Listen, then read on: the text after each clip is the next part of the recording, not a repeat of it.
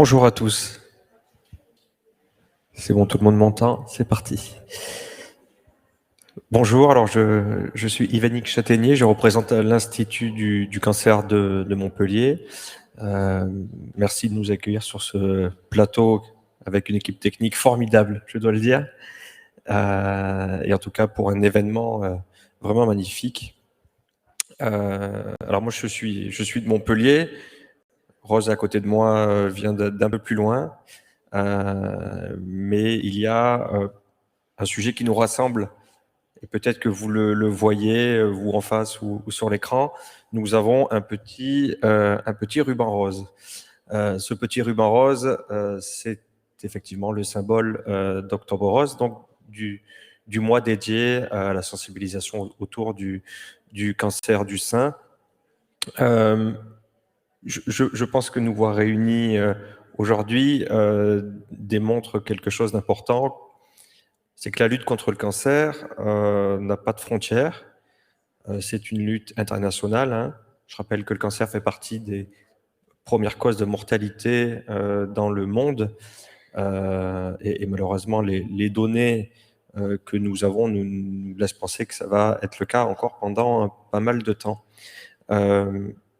Mais voilà, Octobre Rose, qui est un mouvement international, avait forcément sa place ici, aujourd'hui, alors que nous parlons de nos relations avec nos voisins du continent africain.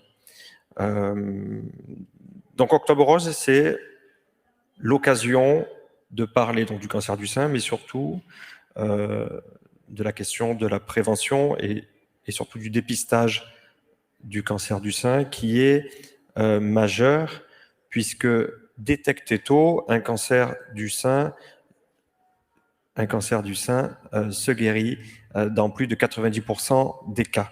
Donc il y a un enjeu majeur ici ou ailleurs sur la question du dépistage du cancer du sein. Ça paraît complètement évident. Bon, je pense qu'au cours de cet échange, on aura l'occasion d'y revenir, mais c'est déjà le premier message. La lutte contre le cancer du sein en particulier, elle peut paraître facile si on arrive à mettre en œuvre tous les moyens nécessaires sur la question du dépistage, et surtout si les femmes, je rappelle qu'il y a une femme sur 8 qui est concernée par un cancer du sein, si toutes les femmes pensaient au dépistage et réalisaient, dans le cadre du dépistage organisé en France, leur mammographie, on baisserait mécaniquement la mortalité de manière assez conséquente. Voilà, donc ça c'est le premier message, et on parlera des autres messages un peu plus tard dans cette conférence, mais je vais laisser Rose prendre la parole. Merci beaucoup. Donc, je m'appelle Rose Gaindao, je viens de Dakar. Je suis venue juste pour le forum, parce que pour le sommet, pardon, parce que dans le cadre de ce sommet, nous avons eu la chance de pouvoir signer une convention avec l'ICM.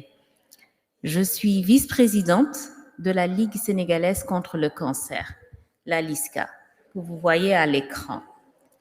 Et aujourd'hui, la LISCA, notre slogan, c'est « Ensemble, vaincre le cancer ». Mais aujourd'hui, notre slogan devient « Agir ensemble ».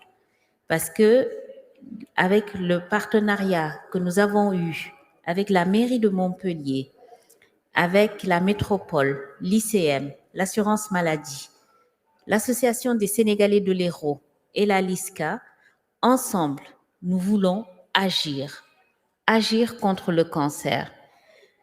Ce sommet se tient durant le mois d'octobre et comme vient de le dire Ivani, aujourd'hui, octobre est le mois consacré à la lutte contre le cancer du sein. La Ligue sénégalaise contre le cancer, la LISCA, qui a été créée en 1985, est passée par une très très longue période de léthargie. Elle a été réactivée en 2009 et on lutte contre le cancer sur le plan social, sanitaire, juridique, administratif et aussi sur le plan de la recherche. Ce qu'il faut savoir, c'est que la lutte contre la maladie du cancer est très différente quand il s'agit de l'Afrique. Ici, à partir de 50 ans, toutes les femmes reçoivent un SMS pour aller faire leur mammographie, pour le dépistage. Ce n'est pas le cas au niveau de l'Afrique. Chez nous, au Sénégal, c'est la LISCA qui aide les malades pour leur dépistage, pour le soutien dans leur traitement. On forme des médecins, on fait de la sensibilisation et de l'information pour que les femmes aillent se faire dépister. Ce n'est pas systématique. Et pour tout ça, étant une association, nous n'avons pas de subvention de l'État, nous faisons beaucoup de fundraising pour avoir les moyens de notre politique. Pour ce qui est du soutien aux malades, c'est une de nos principales activités. Depuis 2010, nous avons pris en charge totalement pour leur traitement 1590 malades, hormis 2021. Là, je parle de 2010 à 2020, puisque je n'ai pas encore les chiffres de 2021. Et quand je parle d'une prise en charge du traitement, c'est ici tout ce que paye l'assurance maladie. C'est-à-dire, on prend en charge ce qui est pris en charge ici par la Sécu, parce qu'on n'a pas la Sécu pour tout le monde. Seuls les travailleurs, les salariés, je dirais, fonctionnaires et autres salariés, ont la Sécu. Et pour ça, il faut compter que c'est peut-être 15, maximum 20% de la population. Les 80% n'ont pas de prise en charge. Et quand je parle de prise en charge thérapeutique, c'est au niveau du bilan. On commence dès le bilan pour les analyses. Quand le médecin détecte un peu, soupçonne un cancer chez une personne, il arrive que cette personne n'ait même pas les moyens d'aller faire les analyses. Elle peut même pas faire la cytologie, l'histologie, c'est-à-dire les radiographies. Tout ça, ils n'ont pas les moyens de le faire. Et quand on soupçonne un cancer, les personnes viennent vers la LISCA pour les aider même à aller vérifier qu'effectivement, ils ont la maladie ou pas. On en est à ce niveau. On commence pour la mise en place du diagnostic. Donc, dès le bilan de diagnostic, la LISCA commence à aider les personnes. Je ne parle pas de la chimiothérapie, ni de la chirurgie, ni de la radiothérapie. Là où on est vraiment dans la maladie, c'est catastrophique. On met en place un soutien psychosocial. Ici, en Europe, dès qu'une personne est malade, dès qu'une personne a des problèmes, elle peut aller facilement voir un psychologue, avoir une aide psychologique. Ce n'est pas le cas chez nous. On n'a même pas beaucoup de psychologues. Et le plus souvent, dès que les personnes ont le diagnostic du cancer, elles pensent que c'est la mort. Et dans la langue maternelle au Sénégal, le cancer est appelé feebar bu bon bi, c'est-à-dire la maladie de la mort. On ne dit pas le mot cancer, on dit la maladie de la mort. Donc, les malades du cancer, quand on les rencontre, ce qu'ils nous disent, j'ai la maladie de la mort. Ça veut dire que pour eux, ils ont le cancer, ils vont mourir. Il n'y a pas d'autre solution. Et nous essayons d'avoir des groupes de parole avec eux, avec des médecins psychologues, des assistantes sociales, un imam. La religion est très, très forte au niveau du Sénégal et les gens se tournent souvent vers Dieu quand ils ont des problèmes. Nous avons des cancérologues, nous avons une commission sociale pour aider ces malades et des nutritionnistes. Parce qu'en fait, effectivement, notre régime alimentaire commun général est à base de riz.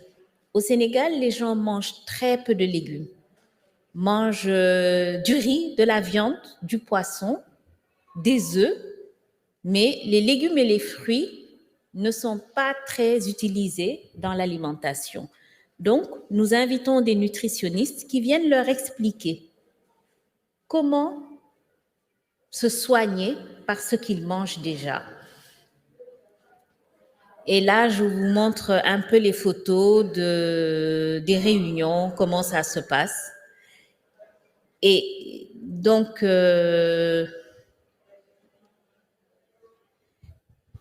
toujours dans le soutien aux malades, nous réhabilitons beaucoup les hôpitaux. C'est-à-dire, je vais vous montrer des images, elles sont pas très réjouissantes. Nous avons réhabilité la seule salle de chimiothérapie qu'on avait à l'Institut Joliot-Curie. Et nous avons construit une autre salle, une seconde salle de chimiothérapie. Pourquoi? Parce que quand les malades arrivaient, il arrivait qu'il y ait sur un lit d'hôpital 3 malades sur le même lit pour faire leur chimiothérapie. Sinon, les rendez-vous allaient être trop longs et on n'aurait pas pu les soigner correctement. Nous avons aménagé un espace pour les accompagnants parce qu'ils étaient au soleil, fatigués, c'était assez difficile. Et nous avons réhabilité l'hospitalisation de l'Institut du cancer de Dakar parce que, je vais pas trop parler, je vais juste vous montrer les images. Sur la première image à votre gauche, vous voyez sur un même lit d'hôpital 2 patientes en train de subir leur chimiothérapie. Et l'image à droite, c'était la salle d'attente en fait. C'était ça la salle d'attente, là où devaient attendre les malades avant d'entrer en salle pour la chimio. Vous voyez, c'était assez difficile.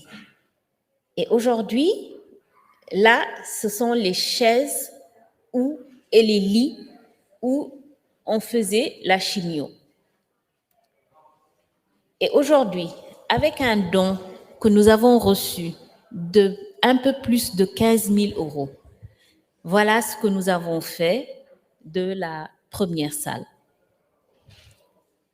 Et là, c'est la construction, lors de la construction de la seconde salle de chimiothérapie qui a été inaugurée par le ministre de la Santé. Et c'est là où nous avons vraiment commencé à avoir le soutien des autorités. Parce qu'ils se sont rendus compte que nous devenions une association d'utilité publique, puisque nous investissons carrément à l'hôpital. Et donc là, vous voyez la nouvelle salle, ce qu'elle est devenue. C'est maintenant ça, la salle de chimiothérapie, avec des lits pour les malades qui sont trop fatigués pour s'asseoir et des chaises pour ceux qui peuvent s'asseoir. La construction et certains équipements nous a coûté à peu près 61 000 €, mais il faut savoir que nous avons eu beaucoup de dons en matériel qui n'ont pas été comptabilisés. Et là, vous voyez, il y a la télé, la climatisation, les malades sont en tout cas, ils sont mieux à l'aise pour subir un traitement aussi lourd que la chimiothérapie. Et ça, c'était l'hospitalisation. La photo du centre montre le matelas du lit d'hôpital. Et avec à peu près 23 000 €, nous avons rénové l'hospitalisation avec des chambres, avec télé, des couloirs assez lumineux pour que nos malades ne soient pas trop dépressifs en arrivant à l'hôpital. Donc là, je vous montre les images de l'hospitalisation ce que c'est devenu aujourd'hui. C'est assez éclairé, on essaye en tout cas de les mettre dans de meilleures conditions. Toujours dans le cadre du soutien aux malades, ce qu'il faut savoir, c'est qu'on n'a pas beaucoup de machines de mammographie. Il n'y a pas beaucoup d'appareils de mammographie. Et notre coopération avec l'ambassade du Japon nous a permis d'avoir un appareil de mammographie numérique de dernière génération. Il arrivait souvent que des malades doivent quitter le Sénégal, aller dans d'autres pays pour juste faire une mammographie et avoir une lecture correcte de la mammographie. Donc, nous avons eu cet appareil, il est installé, il est fonctionnel. Et puisque c'est un don que la LISCA a fait à l'hôpital Roi-Baudouin, nous avons imposé le prix de la mammographie. Nous avons imposé à l'hôpital le prix de la mammographie. Cet appareil, son installation, ça a coûté à peu près 150 000 €. C'est juste pour montrer qu'avec 150 000 €, on peut équiper beaucoup d'autres hôpitaux, surtout en région. Parce que au niveau du Sénégal, ici, l'ICM et Montpellier n'est pas la capitale de la France. Et pourtant, l'ICM est à la pointe de la technologie et je pense qu'au niveau de l'ICM, on a des équipements qui n'existent qu'à Montpellier, dans toute la France. C'est bien ça? Oui, sur certains aspects, Voilà. effectivement, en radiothérapie notamment. Oui. Voilà. Chez nous, les malades ne peuvent se soigner qu'à Dakar. Donc, pour vous donner un peu plus, une image un peu plus concrète, les malades du cancer habitant Montpellier, si c'était au Sénégal, devraient tous les jours aller jusqu'à Paris pour la mammographie, revenir, retourner à Paris pour les séances de chimiothérapie, retourner à Paris pour les séances de radiothérapie, retourner à Paris pour les opérations. Imaginez un peu ce que ça donne. Concernant le cancer du col de l'utérus, pourquoi je ne parle que des cancers féminins? C'est pas que la LISCA ne s'occupe que des cancers féminins, mais parce que ce sont les 2 premiers cancers au Sénégal. Le cancer du sein arrive en premier et le cancer du col arrive en deuxième. Nous avons offert 28 appareils de cryothérapie. Les appareils de cryothérapie permettent aux médecins, aux sages-femmes de regarder, je vais le dire en français, de regarder et de traiter. C'est vraiment du screen and treat. Ils regardent, avec cet appareil, ils regardent le col de l'utérus et s'il y a des cellules précancéreuses, en 20 minutes, on arrive à détruire ces cellules précancéreuses. Donc, les malades n'ont pas besoin de revenir pour être traités. Et nous avons offert 28 appareils de cryothérapie pour une valeur de 107 000 €. Voilà un peu l'appareil et ça, c'était des remises de dons dans les districts de santé. Il y a un appareil qui est un peu plus cher, mais qui est plus performant. C'est l'appareil de vidéocolposcope. Nous en avons offert 16. Enfin, nous en avons offert 14, puisque nous avons gardé les 2 au niveau de l'association. Elles nous permettent, quand on va faire des dépistages en région, si la région où on va ne dispose pas de cet appareil, qu'on puisse nous, au moins, faire le dépistage. Donc ça, pour un montant d'un peu plus de 180 000 €. Et nous avons des dons de médicaments anticancéreux avec certaines associations qui nous offrent des médicaments, c'est-à-dire il arrive,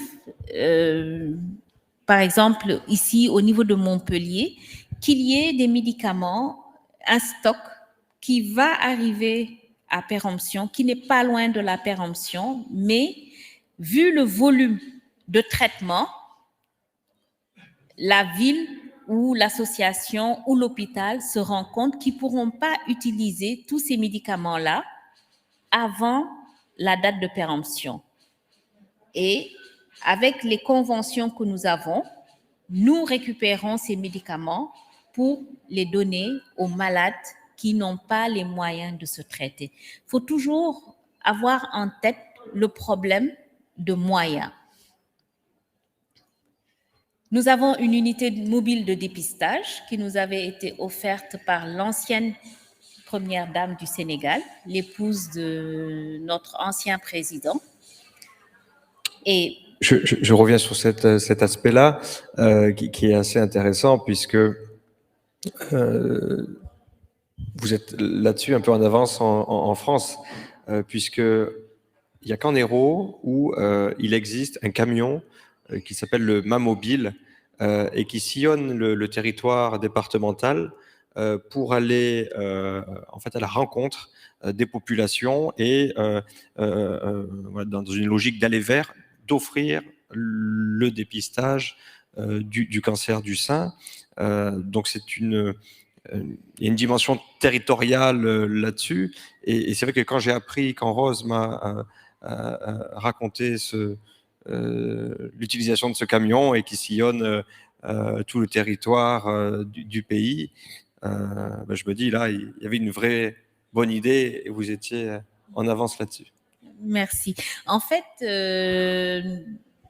à la différence d'ici, c'est parce que nous, parfois, quand on va faire des campagnes de dépistage, il n'y a rien. Il y a juste un district de santé. On ne peut pas faire de mammographie. On n'a pas les moyens de pouvoir faire le dépistage. Et aujourd'hui, on se rend compte qu'effectivement, nous avons vraiment, merci beaucoup, nous avons vraiment besoin d'autres camions. Et nous sommes à la recherche d'autres camions pour pouvoir aller vraiment au cœur de la population, aller vraiment voir les personnes dans les coins les plus reculés du Sénégal. Et donc, on en arrive à nos activités de dépistage. Je vais vous dire que le SMIC au Sénégal, il est à 50 000 francs CFA. Une mammographie est à 60 000 francs CFA, c'est-à-dire à plus du SMIC. Je commence par ça pour que vous puissiez comprendre ce que c'est d'aller faire une mammographie. En plus, on parle de dépistage. Quelqu'un à qui on va demander de mettre tout son salaire mensuel sur une radio de dépistage. La personne, elle me dit, mais ça va pas à la tête, j'ai pas mal, je suis pas malade, et je vais prendre tout mon salaire pour aller faire une radio juste pour vous faire plaisir. Parce que c'est comme ça qu'elle va le comprendre. C'est juste pour vous faire plaisir à vous, association, qui me parlez de dépistage. J'ai rien, je suis pas malade. Et comme on l'a dit, dépister tôt, on arrive à guérir 80% des cancers du sein. Donc, il fallait faire quelque chose pour le dépistage.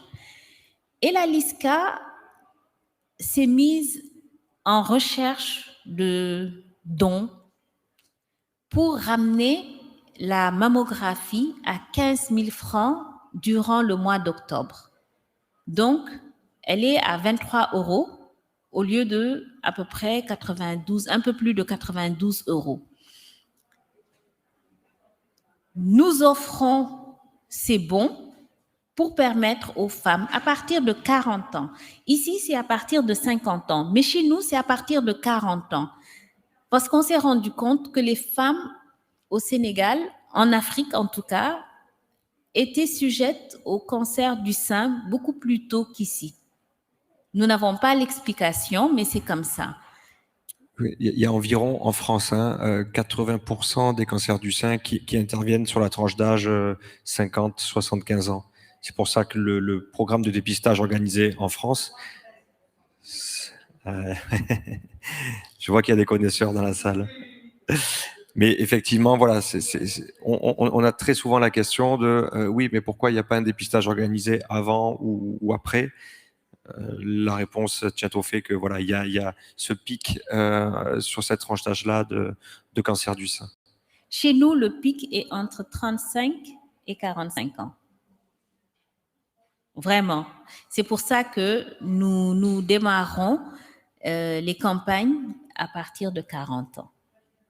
On pense même le baisser à 35 ans. Il faut dire aussi que chez nous, les femmes se marient beaucoup plus tôt, ont des enfants beaucoup plus tôt et très bizarrement commencent leur puberté plus tôt. C'est pour ça que je disais, nous n'avons pas l'explication, mais c'est des constats qui ont été faits. Et de 2010 à 2020, nous avons distribué 17 800 mammographies subventionnées à 15 000 et offert 1624 bons. Ces 1624 bons offerts, c'est quand les femmes viennent lors des consultations, on soupçonne quelque chose, on leur demande de faire la mammographie pour confirmer et elles nous disent « moi, je n'ai pas 15 000 pour faire la mammographie ». Mais pour ne pas la laisser partir, on préfère lui offrir le bon pour être sûr que la mammographie sera faite. Et nous faisons, durant le mois d'octobre, des campagnes de consultation gratuite de sénologie parce que l'accès aux médecins est aussi difficile. Et de 2010 à 2020, nous avons consulté 25 143 femmes gratuitement. Donc là, je vous donne un peu les images des consultations. Et c'est des chiffres avec les structures qui nous accompagnent. Par exemple, avec Expresso, qui nous ont accompagnés de 2015 à 2018, nous avons pu faire tout ça. Nous avons été accompagnés de 2016 à 2017 par la LONAS, c'est la Loterie nationale, et DP World, qui est une structure qui est au Sénégal. Ce qu'il faut savoir, c'est que pour chaque mois d'octobre, nous consultons environ 2000 femmes. Au stade Léopold Sédar Senghor, c'est un stade qui est à Dakar, que nous transformons en hôpital de jour pour les consultations. Donc là, vous avez la première image à gauche en haut. Vous voyez la bâche où attendent les femmes pour juste avoir une consultation de sénologie, c'est-à-dire voir un médecin qui palpe le sein pour voir s'il n'y a rien. Et je ne sais pas si vous arrivez à voir l'image, mais il y a énormément de monde qui sont là-bas. Là, c'est les dépistages pour les cancers du col, parce que comme j'ai dit, le cancer du col est le deuxième cancer au niveau du Sénégal. Octobre rose est le mois du cancer du sein, mais nous, on en profite quand même pour faire des dépistages de col. Et là, vous voyez les sages-femmes qui utilisent les appareils dont je viens de parler pour pouvoir faire ces consultations et traitements en même temps. Voilà. Pour la formation, nous avons l'objectif de former l'ensemble des sages-femmes du Sénégal à la détection à l'IVH, IVA, c'est-à-dire pour la cryothérapie. Parce que comme j'ai expliqué, c'est un appareil qui permet de voir et de traiter en même temps. Dans certaines zones du Sénégal, il n'y a pas de médecin, mais partout, il y a au moins une sage-femme ou une matrone. Et nous avons décidé de toutes les former. Nous avons équipé 28 districts, nous avons formé 1300 sages-femmes à la cryothérapie et à la thermoablation. Donc là, vous avez les séances de formation. La photo, c'est le professeur Mamadou Diop avec qui j'étais lors de la signature de la convention qui forme les sages-femmes. Voilà. Nous avons aussi formé beaucoup de pharmaciens, parce que l'association des pharmaciens est une association membre de la LISCA, pour leur permettre de pouvoir parler aux malades quand ils arrivent dans les officines. Nous avons offert 2 bourses à 2 médecins pour qu'ils puissent se spécialiser en chimiothérapie et une bourse à un médecin pour qu'il puisse se spécialiser en radiothérapie.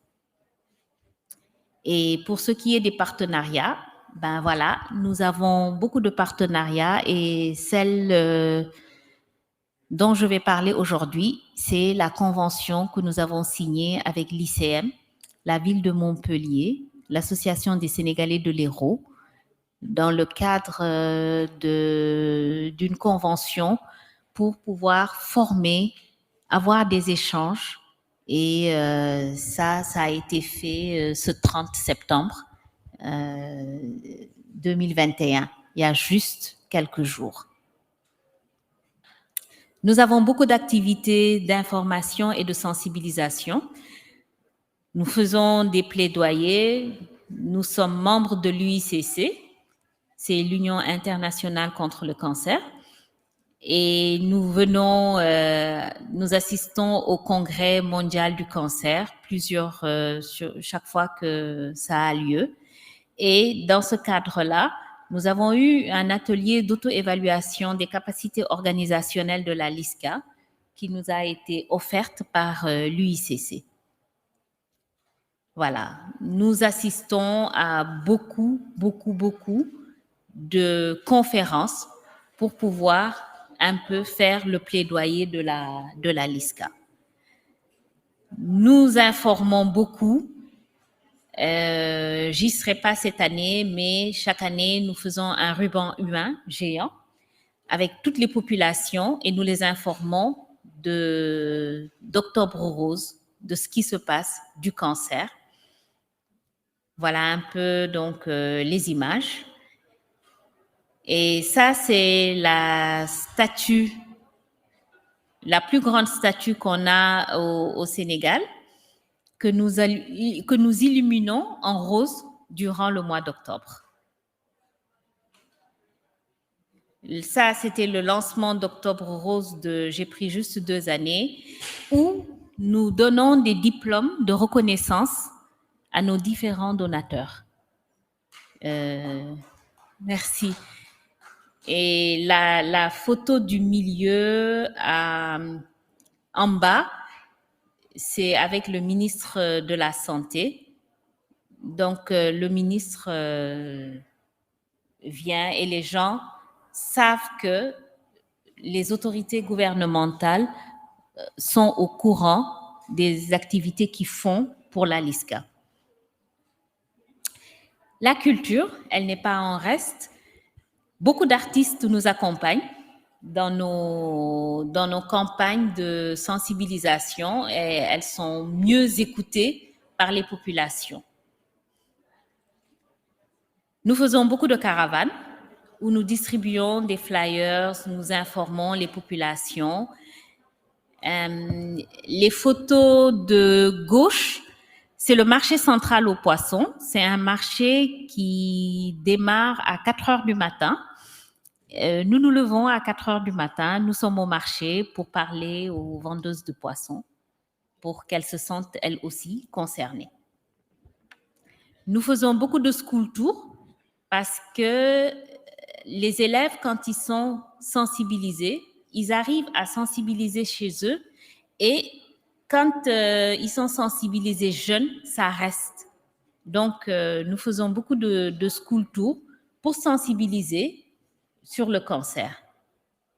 Nous faisons beaucoup de conférences aussi pour sensibiliser sur la cause du cancer, des randonnées pédestres dans toutes les villes où nous allons. Les gens sortent, ils font du sport et ça nous permet de leur parler. Nous avons des flyers, j'en ai même amené, je crois, il y en a là. Les affichages dans les bus, sur les bus, pardon, pour annoncer Octobre Rose. Et le fundraising, ça, c'est ça qui nous permet de vivre. Comme j'ai dit tout à l'heure, le Sénégal est très religieux. La photo de gauche, c'était le khalife d'une confrérie religieuse qui nous avait appelés parce qu'il avait vu nos activités et qui nous avait fait un don. Il y a des campagnes qui sont menées par des gens qui sont dans les réseaux sociaux. Nous avons des urnes de collecte que nous mettons dans les magasins, dans les pharmacies. Nous avons fait 3 téléthons où nous avons eu pour le premier téléthon à peu près 200 000 euros, le deuxième 300 000 et le troisième 225 000 à peu près. Ça, ce sont les images du téléthon. C'est retransmis en direct par la télé nationale. Et juste avant le début, nous sommes reçus par le président de la République pour montrer le cachet de soutien du gouvernement pour le téléthon. Et à chaque fois, c'est le président qui donne le premier chèque. Et Montpellier n'est pas en reste. Aujourd'hui, Montpellier nous a accompagnés, l'Association des Sénégalais de l'Euro, en faisant 3 soirées de gala au profit de la LISCA. Pour la première, c'était en 2017. L'Association des Sénégalais de l'Euro nous a remis 8 800 euros. Pour la deuxième, en 2019, nous avons récolté 8 060 euros. Et pour la troisième qui s'est déroulée ce 30 septembre, nous avons eu 12 000 euros. Là, j'aimerais que vous vous auto-applaudissiez. Là, vraiment, j'applaudis parce que c'est la première fois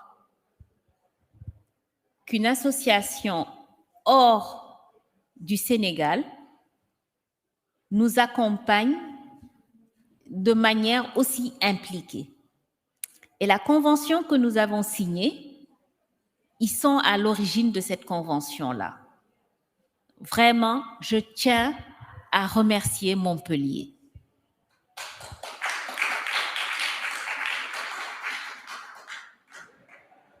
Merci beaucoup. J'espère que je n'ai pas été trop longue.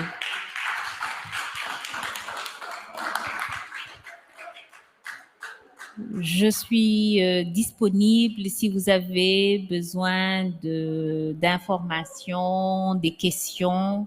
Je reste à votre disposition.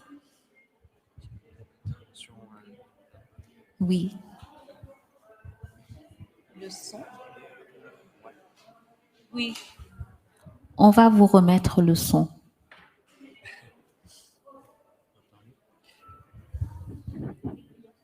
On peut essayer de la mettre en plein écran. Oui. Je m'installe. Comment? Ah, on est dans le diapo. On est dans le diapo, on enlève, voilà.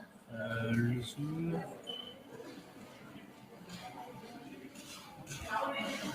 Vous êtes en On train- est dans Ah voilà, le Zoom. on va arrêter le partage. Arrêtez. Et là, elle veut, Voilà. on va pouvoir échanger peut-être. Voilà, elle est en plein écran, ça y est. Ouais, comme ça là. Voilà. Je me mets là. Je me mets là. Voilà. C'est bon là. Vous êtes à l'écran. Oui. Voilà.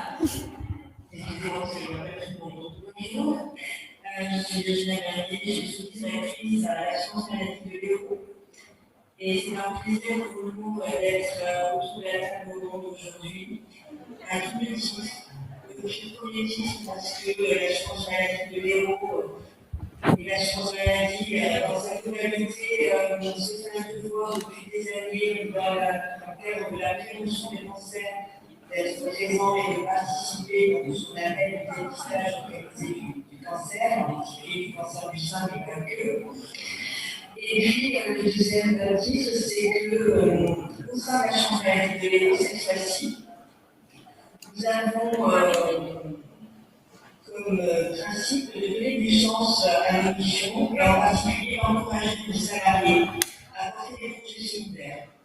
Et en fait, aujourd'hui, si l'assurance maladie de Léo a pu contribuer à la LISCA à travers l'association des Sénégalais de Léo, c'est parce que souvent, ce projet a été porté auprès de nos salariés par Madame Conté, à la cité.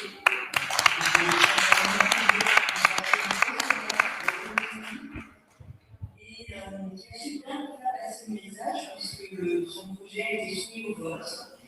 Et plus de 80% de nos salariés ont souhaité que nous participions à travers un petit don à nous aider au niveau de la LCA.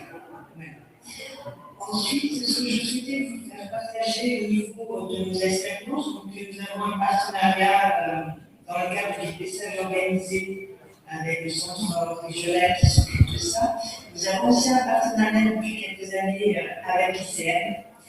Et nous avons mis en place un programme un petit peu particulier qui s'appelle Avec vous contre la maladie. Tout à l'heure, vous avez dit que au Sénégal, le mot cancer n'était pas prononcé parce qu'on l'associait à la maladie d'abord. Sans illusion, je vous dirais qu'en France, le mot cancer, même si on a tendance à plus le prononcer, a toujours le même effet et on l'associe également à la mort.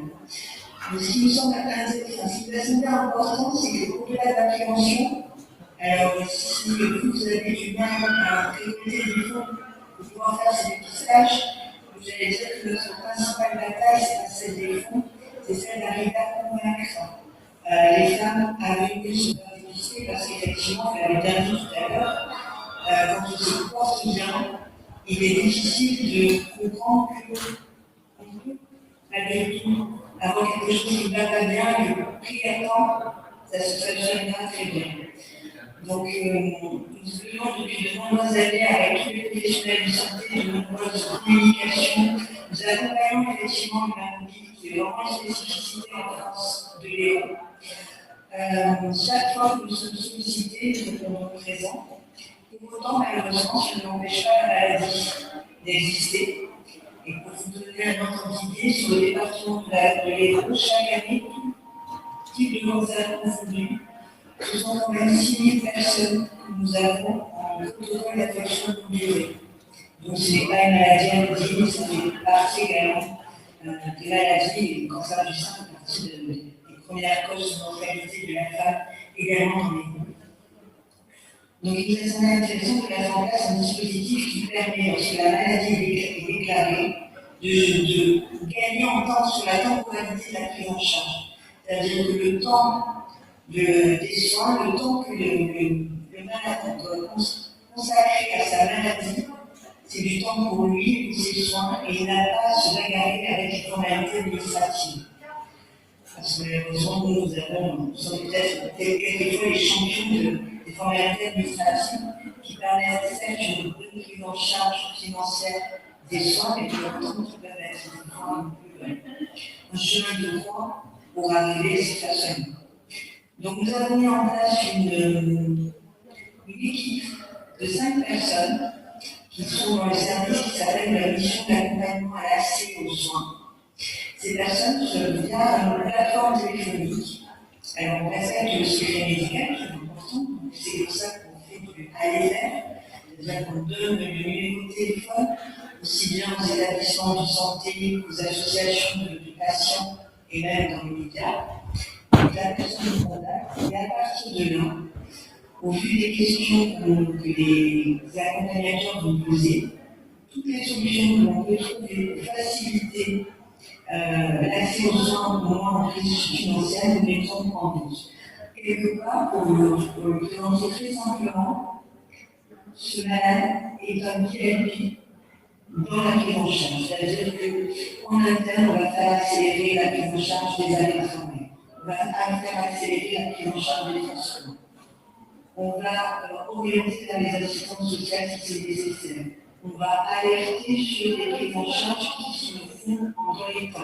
C'est-à-dire quelqu'un qui a par exemple un crédit immobilier et qui a une assurance qui peut prendre en charge ce crédit pendant la maladie. Il faut savoir qu'en fait, il a 90 jours pour faire ce dossier analyser à partir du diagnostic posé. 90 jours, c'est très rapide.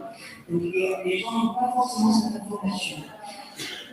Donc on fait en sorte d'être un seul lieu central où la personne n'est pas obligée à chaque fois de raconter son histoire, elle est sûre au niveau de l'assurance maladie, d'avoir toujours le même interlocuteur et d'avoir des réponses dans des délais très compatibles avec sa prise en charge des soins. C'est un dispositif qu'on a mis en place depuis 2017. Nous avons accompagné chaque année à peu près 200 personnes. La crise Covid a mis un petit fin d'arrêt malheureusement à ce dispositif et il est en train de redémarrer. Voilà l'expérience que je voulais vous partager avec vous, sachant que tout peut s'améliorer. En tout cas, nous avons, nous, en France, beaucoup d'acteurs autour de la prise en charge du cancer. Et la plus grande difficulté, je pense qu'on a, c'est quelquefois dans la coordination. Mais on y arrive, parce qu'en général, c'est des gens de bonne volonté. Merci beaucoup. Merci. Je vais juste me permettre de parler un peu de Adama. Adama est vraiment la personne centrale de la relation de la LISCA avec Montpellier. Et je tenais vraiment à magnifier son dynamisme parce que tout ça, c'est grâce à Adama.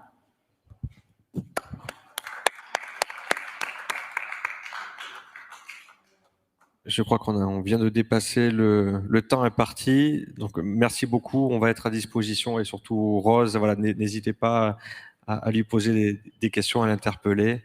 Ça te dérangera pas, Rose? Non, voilà. Bon. Merci à tous. Bonne fin de journée.